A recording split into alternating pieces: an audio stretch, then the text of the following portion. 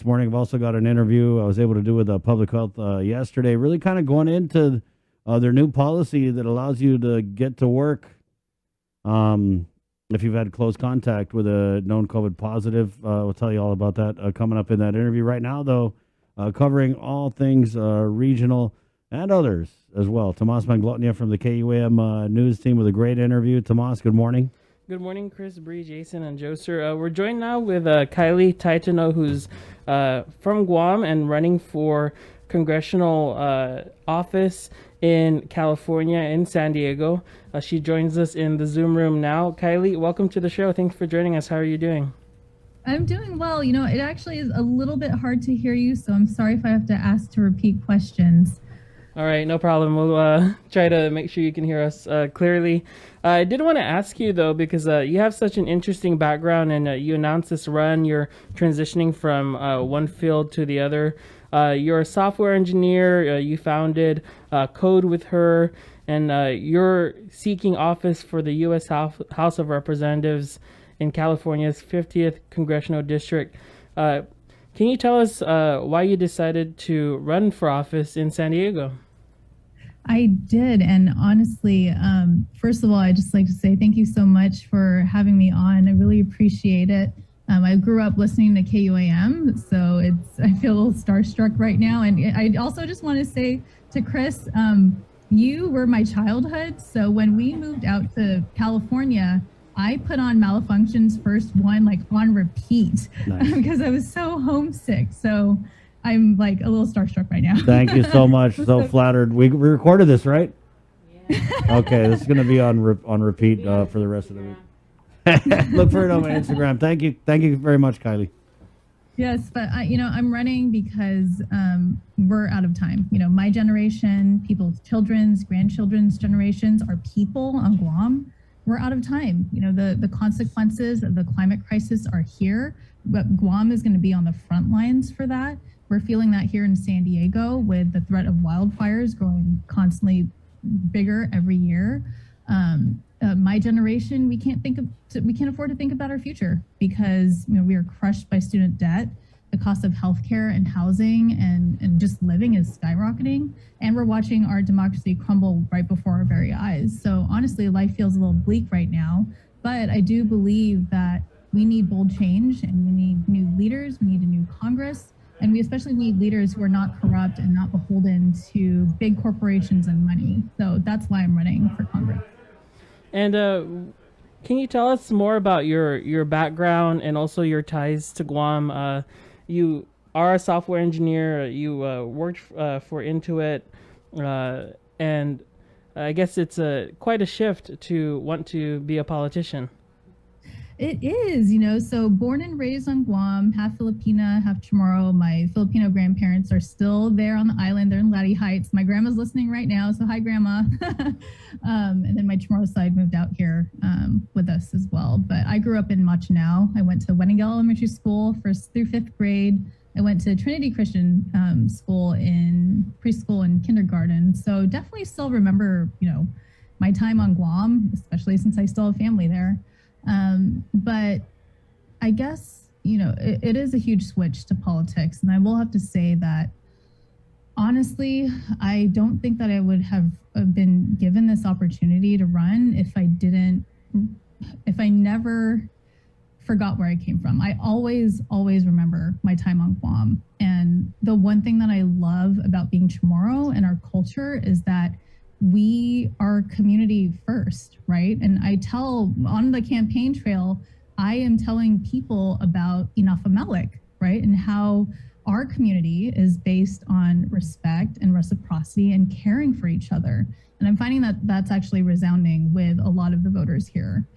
But in terms of how I got to this point, so I actually never meant to be in tech. I originally applied to UC San Diego as an aerospace engineer because I thought I wanted to work for NASA. But I had to apply for a second major, a backup major, which was computer science. And the only reason I chose that was because at the time I loved playing video games, didn't know anything about coding at all, and only knew that you needed a computer to create video games. So that's why I chose it. But honestly, by just a stroke of fortune, it was the career track that I think, really I was meant to be in, because it has unlocked so much opportunity for myself. It's been able, being a software engineer has allowed me to like help take care of my family. I've been able to take care of myself, and really every time I've been given an opportunity in this career, I've always thought, okay, how can I give back to the community, right? So yes, I did work full time for Intuit. I'm actually working on the campaign full time right now. But prior to that, I was a software engineer. I worked on TurboTax. And so my job as a senior software engineer was to lead teams of software engineers to develop and deliver solutions for millions of Americans to help overcome their financial challenges. And so along the way to my eventual career track as a software engineer, in tech, there isn't a whole lot of diversity. There's not a lot of women. There's not a lot of Pacific Islanders. There's not a lot of other minorities. But again, like seeing the benefits of being in tech has just driven me to think, okay, how can we open up these opportunities to other communities as well? Because going to school for computer science was really, really hard. Like, I didn't know that UCSD was one of the best computer science schools in the nation, if not the world. And although like my fellow classmates were really helpful, it was new. This was back in 2010 when like tech was just starting to come, to fruition. So, I thought, oh, man, I wish I learned this earlier. And so the way I got my start in being involved in in giving back to the tech community was in 2011 when I was on the founding board of UCSD's Women in Computing organization. Our whole mission was to recruit and retain and support women in tech. So a lot of the work that I did was focused on outreach. Kylie, I did also want to ask you, before we get into some of the policies and how that relates to your expertise, I did want to ask you if you could just explain a little bit about where your district and a little bit about also the House of Reps. Is this the local House of Representatives for California? Can you just set the stage for us politically, what office you're running for and where it's situated? Yes. So this is a federal office. I would be a congresswoman, just like Congressman Sablon and Congressman Nicholas.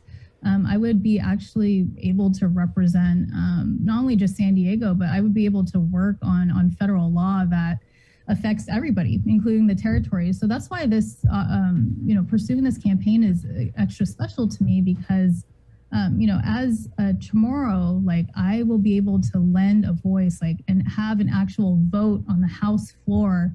Of course, representing my constituents in San Diego, but also being able to bring my perspective as a Chamorro woman who grew up on Guam and all the issues that would affect the entire nation, including the territories. So the district is coastal San Diego. We did just get redistricted, so it's like all the coast of San Diego, but it includes inland areas like San Marcos and Escondido, and it is a heavily Democratic district. It actually got even more blue with the redistricting. So, I think the people here really want the kind of bold and progressive change that I've been fighting for at least for a few years now. And so you've lived in San Diego for the past 11 years. I was looking at your campaign platform, and one of the things you write there very clearly is that you say, we can't expect the bold change we need from establishment politicians like Scott Peters. I'm not in San Diego. I don't know Scott Peters' politics, but I assume is he the incumbent that you're trying to take his seat from? He is, yes. And so I guess we're seeing a rise of people like yourself pursuing office, challenging quote unquote traditional politicians. How do you feel mounting this campaign?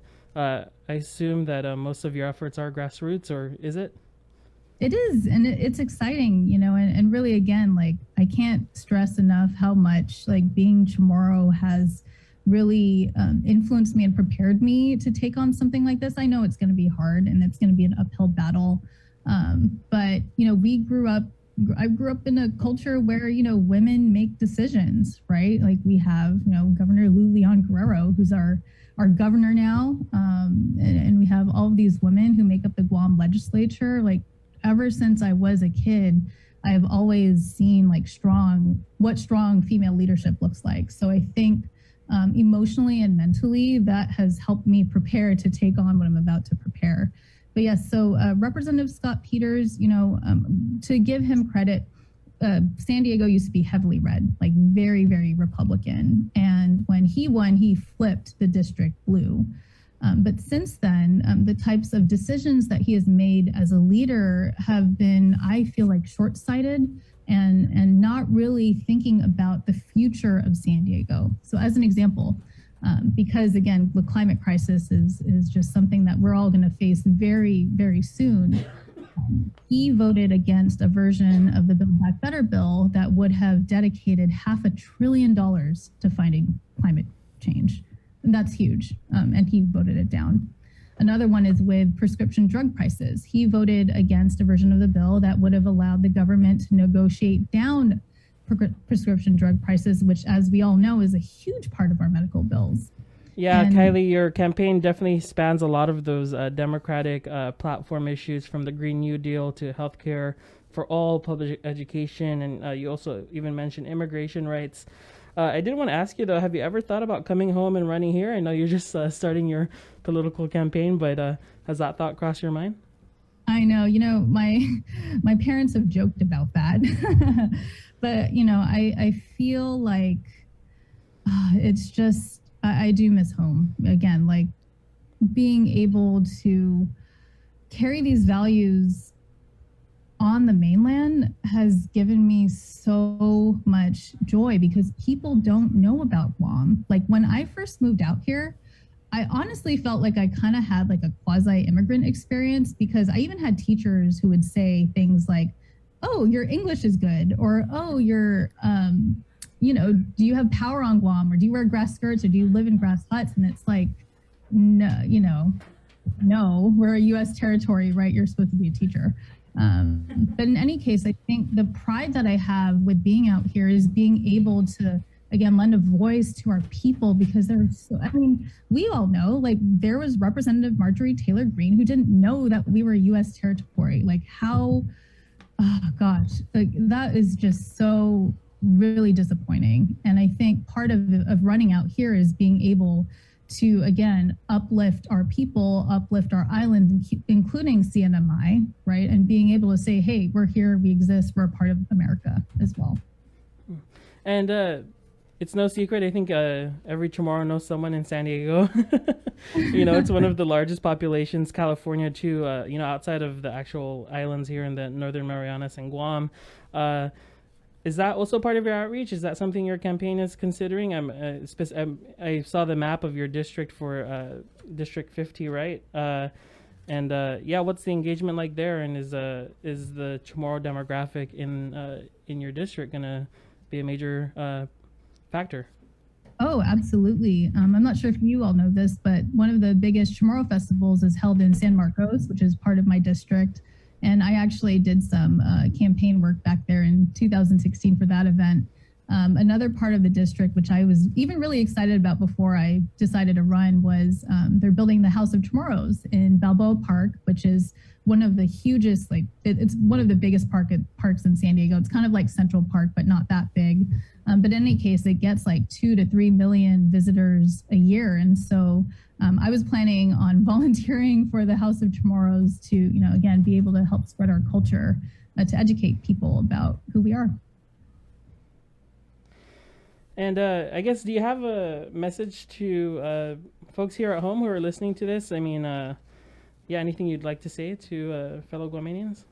Yes, I'm just really excited, again, at the opportunity to represent all of you. I really, really hope that I can make all of you proud, so I'm getting a little emotional. This is huge. It's huge for our people, again, to be able to actually have like a platform to say, like, we are Chamorro, we're here. We're just not some, small little island that only gets attention when military buildup or tensions happen. We are a people who care about community. And that's what I hope to really be able to campaign on and show not just San Diego, not just the people of Guam, but all of America of who we are. So I would really appreciate your support. You can find more information about me at KylieTaitano.com. And yeah, if you have any questions, feel free to reach out. I always make time for my people. So feel free to DM me on IG or Twitter or email, whatever. All right, Kylie. Thank you, Kylie. Yeah, we'll definitely be in touch, and especially tracking your campaign and the progress you make. I think we got just a little bit of Finadeni in our eye in here, Tomas. Yeah, Just did a you little. start cutting the onions? Yeah, Or? someone's cutting onions again. I told you, no onions in the studio. Kylie, thank you, and good luck. Okay? Thank you. Best of luck Thank to you. you. Thanks, Kylie. Again, Kylie Taitano running for Congress in California's 50th district. She's saying loud and clear, the time is now for bold change. So we'll track her campaign. Lots of big news this election year, including in California for us. Yeah, I mean, that's a big chance to actually get a Chamorro who can vote in Congress.